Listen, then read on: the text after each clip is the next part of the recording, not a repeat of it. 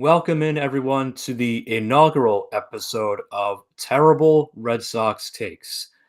I'm your host, Jason Kelly. Terry Cushman and Nick Diamond are back with me, and we have found some things on the internet that we would like to address.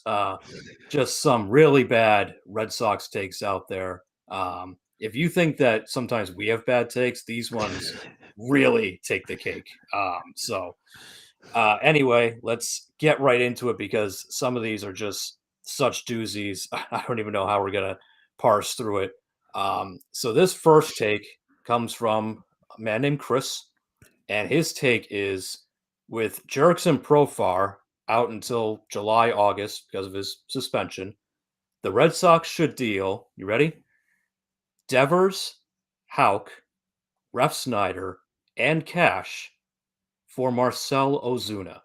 And then he tops it off by saying, the Red Sox need a fresh start. That's wow, that is definitely out there. Terry, I'll let you take the floor on this one first. Go ahead, because wow. You could probably acquire Marcelo Ozuna definitely without Devers or Hauk being in the package. Like if you wanted him that bad. I mean, Facebook is like a breeding ground. That's where we pulled it off of a Facebook group. And it's a breeding ground for bad takes, casual fans trying to be hardcore fans, and that's obviously not a realistic move here. Um, Osuna also has a ton of baggage. He had I don't know what the charges ended up being or what the official outcome ended up being. Um, but he was involved in a pretty intense domestic situation. It did lead to an MLB suspension. Not long after that, maybe a year or so, he was in a DUI. Nothing crazy about it. He was pulled over. No accidents. Nobody got hurt. But it was a terrible look, and it was another example of an MLB player not having it together. And so, and I do remember when Osuna was a free agent, I was interested in him. That was early in the Bloom era. He hadn't gotten in trouble yet. I think there were rumblings that he wasn't a great teammate, but he had that right-handed power that he would crush at Fenway Park. He absolutely would, and that's probably why the Facebook poster wanted him.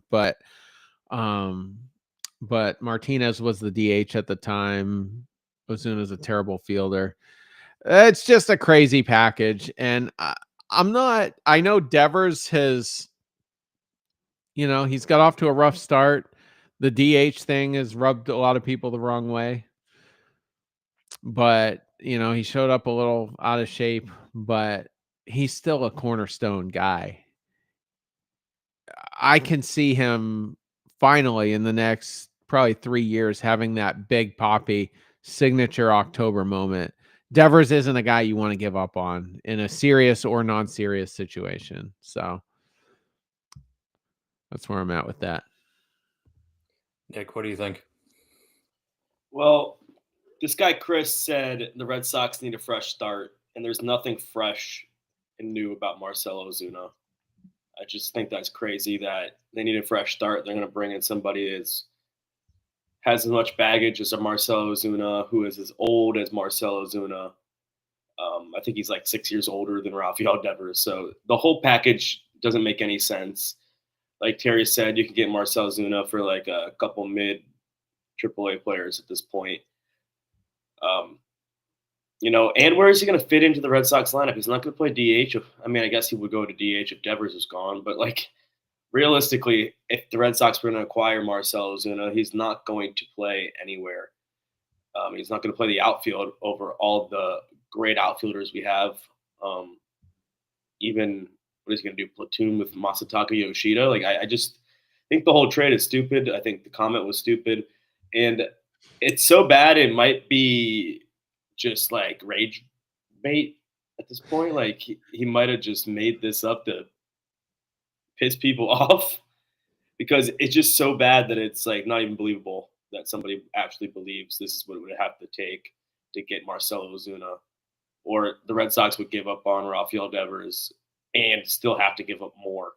And even if you look at it from the Braves point of view, like where is Rafael Devers going to play over there? Like, yeah, Austin Riley, and I guess he would slot to the DH spot, but is he going to be happy going? He's going to be traded and then still DH. I don't think he's going to like that either. So it's a lose-lose basically for everybody at this point, if this so-called terrible trade went through. Yeah, Marcell Ozuna is not a fresh start. That's the biggest part of it. Is he's 34, and the Red Sox need a fresh start. Why? Because to have a fresh start, to have two domestic violence abusers on the team instead of just one, like it's so terrible. The package makes no sense. Atlanta wants to take on Devers' overinflated contract. That's exactly what that team's going to want. I mean, you don't need to give up Devers, Hauk, and Ref Snyder for Ozuna. You could give up, like you said, a minor leaguer, but it's still he wouldn't fit in anywhere. Like I get it, he's a big right-handed power bat. He had a good year in 2024, but again, he's 34 years old. Those numbers are going to start to go down, and as we've seen, you don't really need a guy like Ozuna. They needed right-handed power for a long time, but they may have found it with Christian Campbell. So I'm not in the mood to trade for a 34-year-old DH because, as you said, he can't play the field. You can't put that guy in the outfield. There's no way it's going to work. So what, we're going to acquire another DH and we're going to dump Devers, who they just signed to a long-term deal. Hauk, who is your number 2 starter, and why Ref Snyder? That makes no why are the Braves going to want Rob Ref Snyder? That's so random. And then oh yeah, we'll send some cash along the way and too. cash. Don't forget the cash. Yeah, like what's the cash part about? Is it to help cover the Devers salary? I don't. The craziest thing is, didn't he mention, because Jurison Profar went down, like we haven't sent him a leadoff left fielder. Like we're not helping the Braves in this situation. Like why would the Braves come calling to the Red Sox because Profar went down? We're not going to trade him Jarren Duran. Like it's just a stupid package no matter what. Yeah, and why would they want to dump more talent after losing Profar? I mean, it just doesn't make sense. Yeah, and I mean, do you want Christian Campbell and eventually Roman Anthony and Jarren Duran's still a young guy? I mean, do you want them hanging out with Marcell Ozuna? Nope. Like Rob Refsnyder's here because he's a good clubhouse guy and he hits lefties. And up through last year, he was regarded as one of the team leaders in the clubhouse. Perhaps now that's Alex Bregman, and I think Duran has kind of taken a step up as well as far as that goes. Trevor Story is a respected voice in that clubhouse, so I think Osuna would. This is his walk year, but not a good guy. Not a good guy to have in there. Do you guys see Devers getting traded? I mean, a lot of the casuals and pink hats were screaming for it, but he's got, I think through next season, he can be traded, and then he has 10-5 rights. I don't see it. Yeah, he's struggling so far. Yeah, it seems like he wasn't thrilled about moving to DH, but at the end of the day, you still gave him the contract. You locked him down to that massive deal. And I don't think anyone would want to trade for him unless the Red Sox ate a ton of the money, which wouldn't make sense. So I think Devers kind of hurt his own value by, the shoulder thing last year, not picking up a bat until January, February this year, then moving to DH. And now he's he had an awful start to the season. I don't see it. Even if he turns things around and has a great year, that contract is so massive. I don't see any team wanting to take that on. I think it really comes down to Alex Cora. Is there a rift there? Is their relationship going to be back to what it was before this winter? That's the big mystery to me. If Devers locks in and he just starts going off again, I think there would be some value there. I think teams would want him, and I think there's a good chance every winter from here out he'll show up in shape. It's never been a problem prior to this winter, and he's never going to have the distractions unless stuff is going on in his personal life, I guess. But professionally, he's not going to have the distractions he just had. And the one I would caution everyone that still thinks you should trade Raffy Devers is that you might be losing Bregman in a year. And, so that's a key bat not in there. And yeah, you're getting Andy and you're getting Marcelo Meyer, but still, I mean, there's probably going to be growing pains. There could be with Campbell here in the coming games as the league studies him a little bit, but Devers he's untouchable to me no matter what. I want him to play his whole career in Boston. A lot of people wanted, you saw a lot of people complaining this week about the Mookie trade. I'd still take Devers over Mookie in a big spot. Devers hasn't had the opportunities Mookie's had. When was the last time the Dodgers missed the postseason? I'd be curious. You probably got to go back to 2010, 2011, something like that. So Mookie is in October every year, and he finally did have a good October last year. But man, look at Devers' numbers in that small sample size. They're better than David Ortiz's numbers. So we'll see. But I'm still very much a pro Devers guy. Yeah, I am too, and I think he'll figure it out. At the DH position, he's got some pretty good mentors to draw from in Ortiz, and Manny even offered up his advice this past week. So I think between all of that and the guys he's got in the clubhouse, he'll figure it out. And I'd much rather have Rafael Devers be my DH for the next 5+ years than Marcell Ozuna. I can tell you that much. So yeah, I don't think he's going anywhere, and I certainly hope that they're not even going to try to ship him anywhere. So yeah, I don't think that trade's going to happen, Chris. Sorry, I don't see that one being realistic. So let's move on to our second terrible Red Sox take. This comes from Jamie, and they're referring to Christian Campbell when they say this. They say, so the money's not crazy. Again, referring to the contract that Campbell just got. But again, it's what he might do. Unlike Crochet, who has a losing career record and signed a ridiculous extension, I don't get it. So, Jamie, not a fan of the Garrett Crochet extension. Terry, what do you think of that? I said in the last episode, fans are still getting to know who Garrett Crochet is from a personality standpoint. Other markets might know him a little bit. Anybody that was in the hunt for a starting pitcher last trade deadline probably knows who Garrett Crochet is, but he hasn't had that breakout yet. But by the metrics, he's off the charts. As far as strikeout, he throws upper 90s. He's everything you have not had since 2018 Chris Sale. He checks off all those boxes.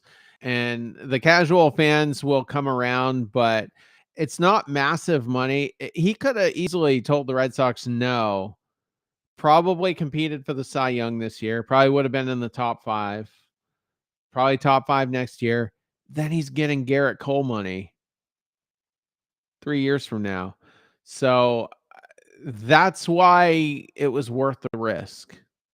It was worth the risk to try to get him signed throughout his prime, and we got him. And you can't really complain about what you've seen so far.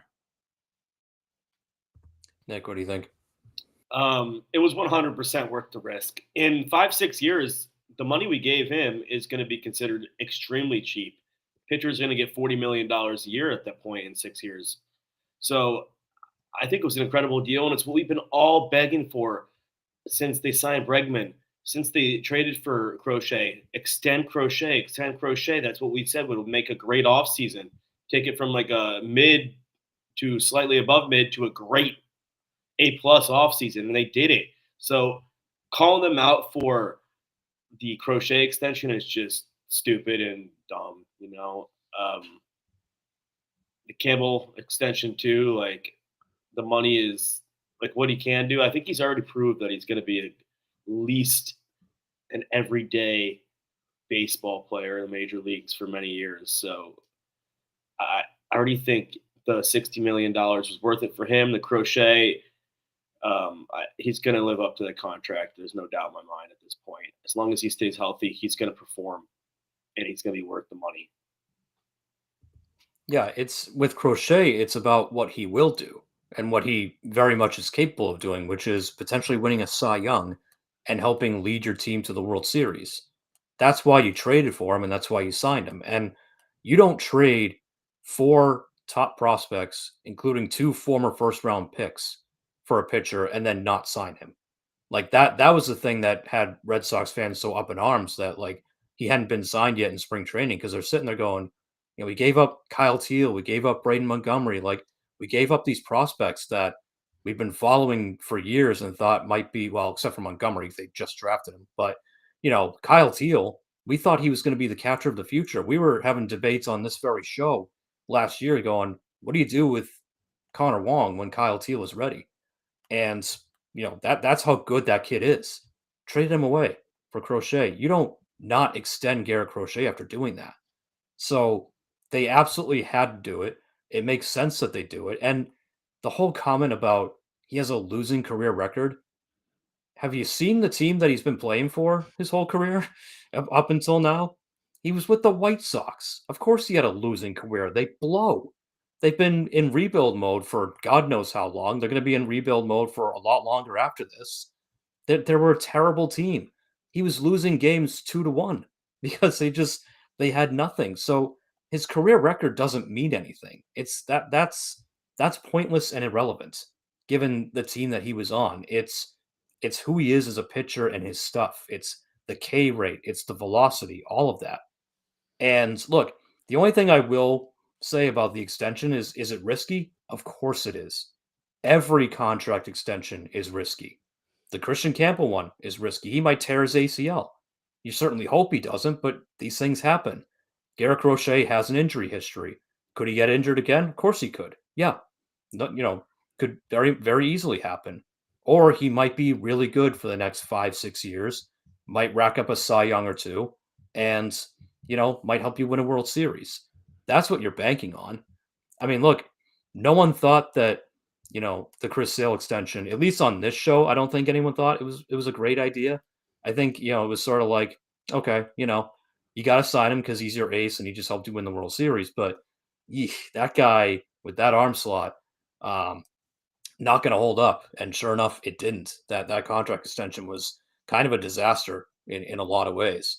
So you certainly hope it's not that. But a guy like Crochet, that should have been automatic that you sign him to that extension because that's just how good he is. So I don't know. I definitely don't agree with that take at all. I think both the Campbell and the Crochet extension were good moves. So the other thing too here, so I'm not gonna say that this is a terrible take by the last guy. It's a very uneducated take. The first one was a terrible take. That was a very they knew who the who and who was, and they ran with it. But another thing that needs to be considered here is his age. I mean, Pedro Martinez was 26 years old when he arrived to Boston, so he was a year older. Chris Sale was 29 and had a little bit more mileage on him. Garrett Crochet, you just don't get the opportunity to get a talent with the upside that he could bring that young. It just doesn't happen. I mean, how old is Brian Bayo? He's probably about the same age. Let me pull him up real quick. I think he's 25 or 26. Yeah, same. So yeah, he'll be 26 in May. And I don't let's see if I can get Crochet back. Crochet will be okay.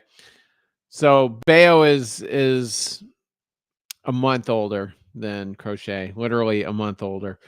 But look at where they're at. Like Bayo has not broken out yet. We think he will.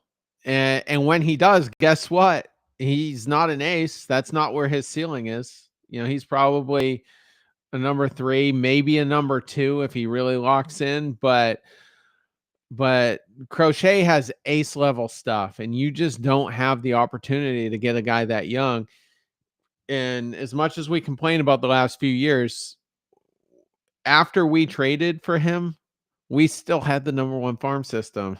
So it's a slam dunk. Yeah, it carries risk. Last year was his first year as a starter, but you know what? He held it down with no ill effects. Got through camp this year, no ill effects, and he's looked pretty good through 2 starts. So I don't think this is a deal that's going to be looked back on with any remorse. I'm going to call it a terrible take. If you're not going to, he's a 6'6" left-handed pitcher who throws 100. If you're not, and he's only 25 years old, if you're not going to extend him, there's no one in the world you should extend. Also, he's talking about how his past performance, he's a losing record pitcher. Who's talking about wins and loss records anymore? That I really don't even care about. But the fact that he said his past performance is like, would you rather us go and pay Max Fried for his past performance, not his future performance? Because Max Fried's best days are behind him. Corbin Burns' best days, he probably has 1 or 2 more like stud more seasons, and then his best days are behind him. So I'd much rather go give $170 million to Crochet for what he's going to do for the Boston Red Sox than what he did for another team. So I think this is a wonderful, perfect extension. I think it works out for both the Red Sox and Crochet. He's set up for life. He's going to get $170 million, and he still has that chance to go and opt out. So this was a no-brainer deal for the Red Sox, and I think it was a good deal for Crochet. So I don't know what you can complain about here. There's really nothing to complain about. It's all we've been begging for. 99% of the fan base have been begging for a Crochet extension of some kind. A lot of people said, I don't care how much it is, get it done. So they did. So complaining about Crochet, who is, especially, I don't know when that comment was posted, but the day after he just threw 8 innings, 8 Ks, and dominated a good Orioles team, it's a little bit weird. That was a white hot Orioles team too, coming into the series, and he single-handedly just extinguished all their momentum. You're on mute, Jason. I don't know why that wasn't working. And again, the win-loss thing, Felix Hernandez won a Cy Young in a season where he lost 12 games. Win-loss doesn't matter. He was 13-12 that year. You know why he won the Cy Young? Because he was the best pitcher in the league. He just happened to be the best pitcher on a really bad Mariners team. So, don't look at the win-loss record from when he was with the freaking White Sox, who have sucked for over a decade now. The extension was a good move, and I agree with you guys. I don't think we're going to look back on it with regret. I think we're going to be pretty happy with the results going forward. So, with that, we'll get to our third and final terrible take. This is another Chris, different from the first Chris. This is a different Chris who says this. Pretty simple, just 4 words on this one. Casas needs to go. Terry, this is a guy that I know you and I aren't exactly fans of. So how do you feel about just Casas needs to go? Yeah, so I mean, I would say Jeremy was probably the most motivated on this crew to trade him, but I wasn't too far behind him. And I would trade Casas for value if there was a replacement. But who's going to play first if you don't have Tristan Casas? You don't have anybody. I mean, Romy Gonzalez can do it in a kind of a spot start, but you don't have a bona fide first baseman on the roster. So next winter, Vladimir could conceivably be available, but you need Tristan Casas at this point. The way the roster's built, the way his presence is in the middle of that lineup, he's a really important guy. And I mean, just look at what he did in the finale of the Orioles series. I mean, they got within a run or two, and then 2-run home run puts it out of reach. That's what Tristan Casas does. And we did talk about him on the previous episode. Early indications for him, he is showing a little bit more maturity. In his interviews, he's just very all business from what I've seen just in recent interviews, over the past week, basically. He really gets in depth on what his approach was or what his mindset was in certain situations. And it's early, but it's a small step in the right direction, and I'd love to see it. Casas can win me back. On Twitter, everyone thinks I'm anti-Casas, and maybe I am to a degree, but I'm not past the point of no return with him. If he starts raking, he starts crushing it, starts going the opposite way off the monster, and putting him over the fence in certain spots. I'm good with it. I'm good with it, and I'm not just going to trade him for the sake of it. And if you're frustrated with how the last week's gone with him, he's been a slow starter. That's what he's been. And hopefully this year he gets it going a little quicker. He did string together 3 hits in the last 2 games. So we'll see what happens. But at this point, where we are in the season, what we're trying to do, you can't trade Tristan Casas. I think during the offseason, I was one of the only on the crew that wanted to. Well, I think a lot of people were assuming Nolan Arenado was coming to Boston, and the only way to make it work would be if Nolan Arenado was going to first and Tristan Casas was on his way out. I was always kind of the guy that I wanted Casas' bat in the lineup with Nolan Arenado's or Bregman's. So I didn't want to move him. But I don't think he's an untouchable kind of guy. I would move him for value. And I just don't think big first basemen that are this slow, this not as athletic type first basemen are valuable in today's game. So I don't think you're ever going to have the chance to move him for something that's worth it. So right now, I think you need him to find his hit his potential like he did in the second half of his rookie year, and bat fourth in this lineup, and he'll be a big piece for the team. One thing I will say is his purple accessories are very ugly. And what's the point of purple? No time ever the Red Sox ever worn purple. I don't know if he's trying to hint the new City Connects, which there was leaks out there today. I don't know if they're real or not, but they had no purple in them, and they won't have purple in them. So I just stick to red, stick to blue, black. Who cares? But purple looks stupid out there. Maybe he's trying to get traded to the Rockies. Maybe that's the bad signal. I think he'd hit if he wants to hit 40 bombs, that's where he's got to go. He would hit one to the moon in Denver. But yeah, I don't know. Maybe there's something cool about the city. Maybe it's like a fantasy whatever convention, and he can just go, get decked out in body armor and whatever. Yeah, I mean, Casas has always kind of irked me. His personality irks me a little bit. It's very much just a lot of look at me type of stuff. As soon as they did the documentary and all the people are like, oh, Tristan Casas is the star of the show. I'm like, yeah, of course he is, because that's who he is. It's a lot of just look at me stuff for a guy who, in my opinion, still hasn't fully proved himself at the major league level. That said, you can't get rid of him.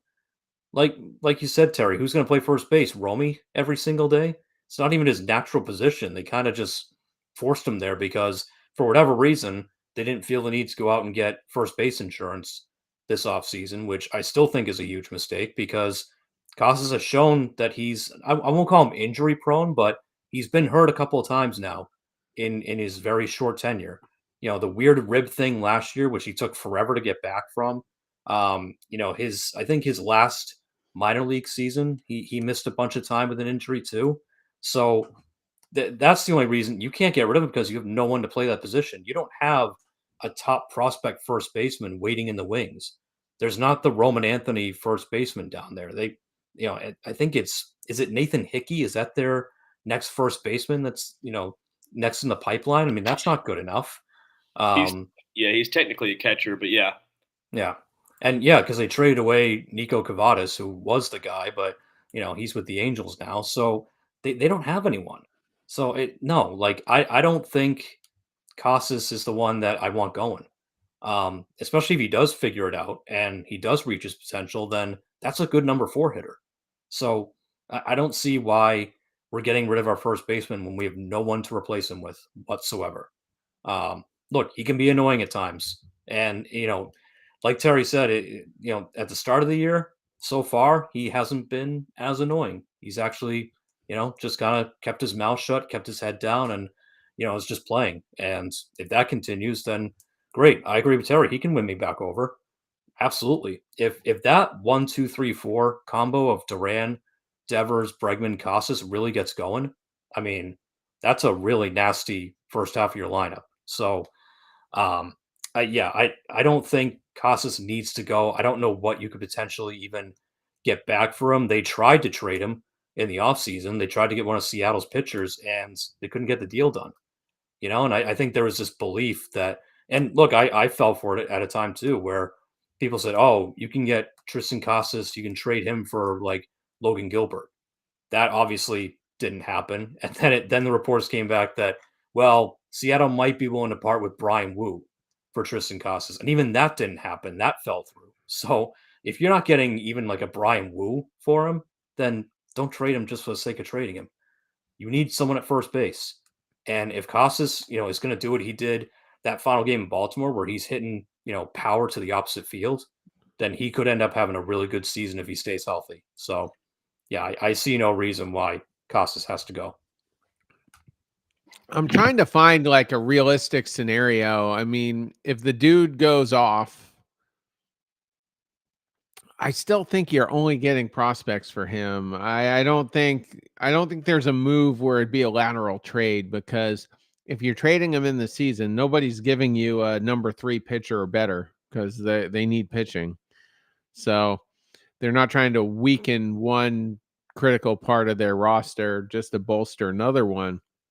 So I think it would be for prospects. And then, so who's going to take it? Nolan Arenado is still out there. And I guess if the Cardinals were willing to deal him for next to nothing, maybe that could make sense. I think that's an extreme long shot at this point. If you're looking for like a Steve Pearce type guy who can just kind of hold it down for the rest of the year, a Marcus Canna type guy who's ironically about the same age as Pearce was. Is he a righty? Yes, he is. So you could get that type of guy plus prospects. Maybe a high-end pitching prospect might get it done for Tristan Casas, but it's all a long shot at this point as far as the season goes. He won't be traded until at least next winter, at the earliest, and who knows.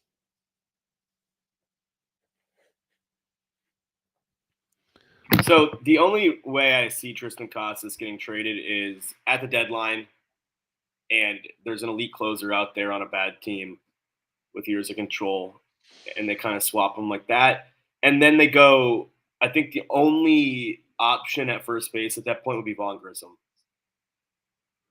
I don't like which it. I don't love. I don't think it's a solution, but offensive upside might be higher than Romy Gonzalez. But I think you would have to go out. If you trade Tristan Casas, you'd have to go out and at least get someone to compete with Romy Gonzalez. Maybe a left-handed option.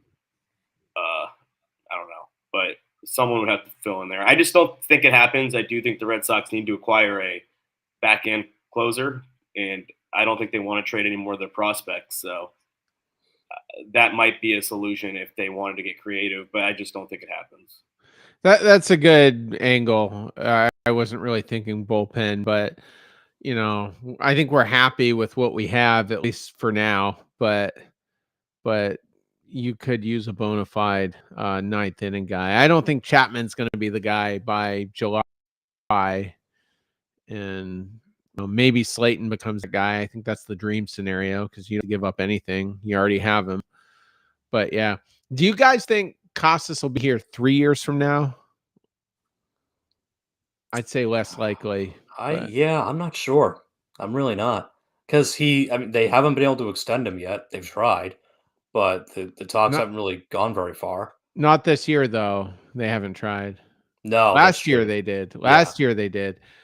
And I mentioned this to Nick in the emergency episode. I'm like, do we think Casas has like some intense remorse for not taking whatever the deal was? It was probably very similar to what Campbell just got, I would think.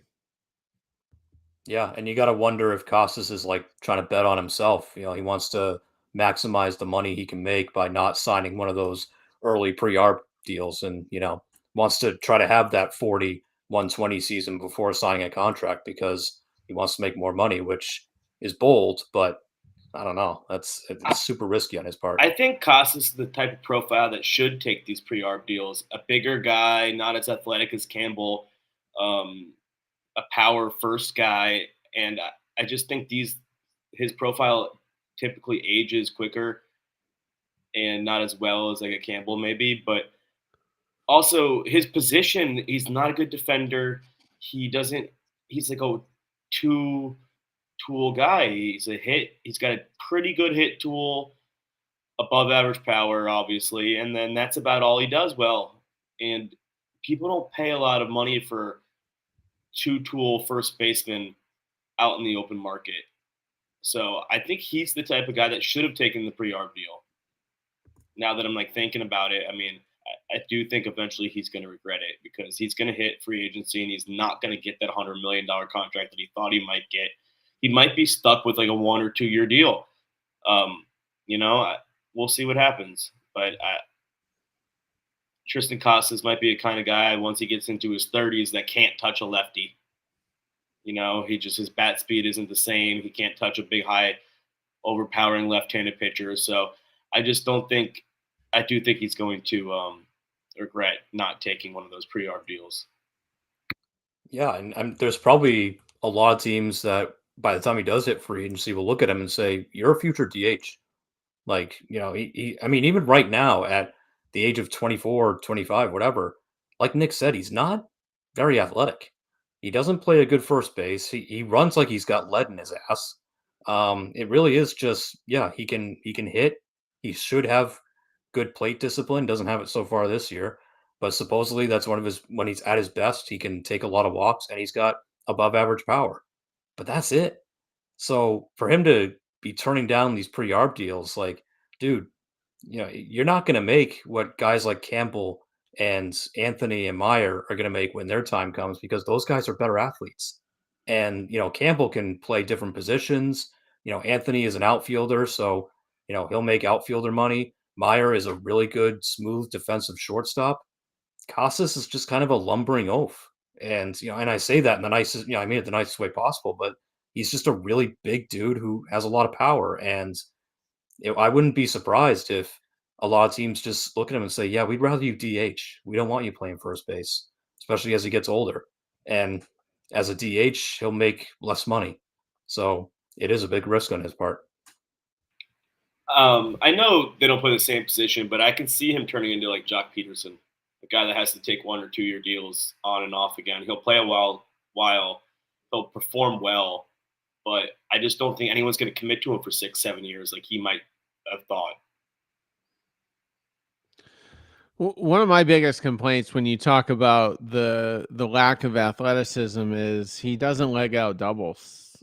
He's a singles guy or it leaves the yard, and that's about what he is. So, Peterson's not a bad comp. Although I do think he hits lefties okay, but I don't know. Maybe more of a Giancarlo Stanton type guy could be not quite.